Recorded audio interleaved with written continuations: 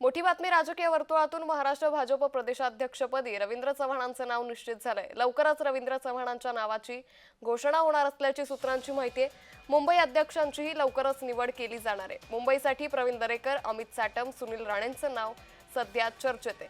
त्यामुळे महाराष्ट्र भाजप प्रदेशाध्यक्षपदी रवींद्र चव्हाण यांचं नाव जवळपास निश्चित झाल्याची सूत्रांनी माहिती दिलेली आहे। लवकरच रवींद्र चव्हाण यांच्या नावाची अधिकृत घोषणा ही केली जाण्याची शक्यता आहे। या संदर्भात अधिक माहिती घेऊयात आमचे प्रतिनिधी चंद्रकांत शिंदे यांच्याकडून। चंद्रकांत सर, आता भाजप प्रदेशाध्यक्षपदी रवींद्र चव्हाणांचं नाव निश्चित होण्याची शक्यता आहे, काय अधिक तपशील?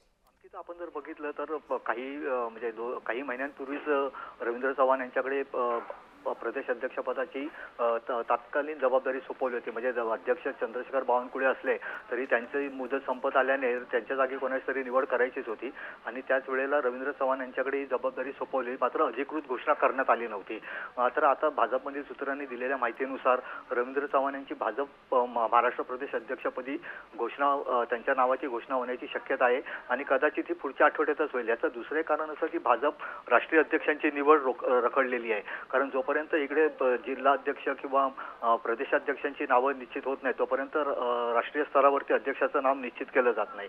त्याच्यामुळे पुढच्या आठवड्यात रवींद्र चव्हाणांच्या नावाची घोषणा होईल। त्याचनुसार मुंबई प्रदेश अध्यक्षपदासाठी अमित साटम, प्रवीण दरेकर आणि सुनील राणे यांची नावे चर्चेत आहेत आणि त्यांच्यापैकी एकाची निवड लवकरच केली जाईल। कदाचित ती पुढच्या आठवड्यातच होईल अंकिता। निश्चित, त्यामुळे या निकालाकडे, या घोषणेकडे आता सर्वांचंच लक्ष लागलंय। धन्यवाद चंद्रकांत सर, आपण दिलेल्या सविस्तर माहितीसाठी।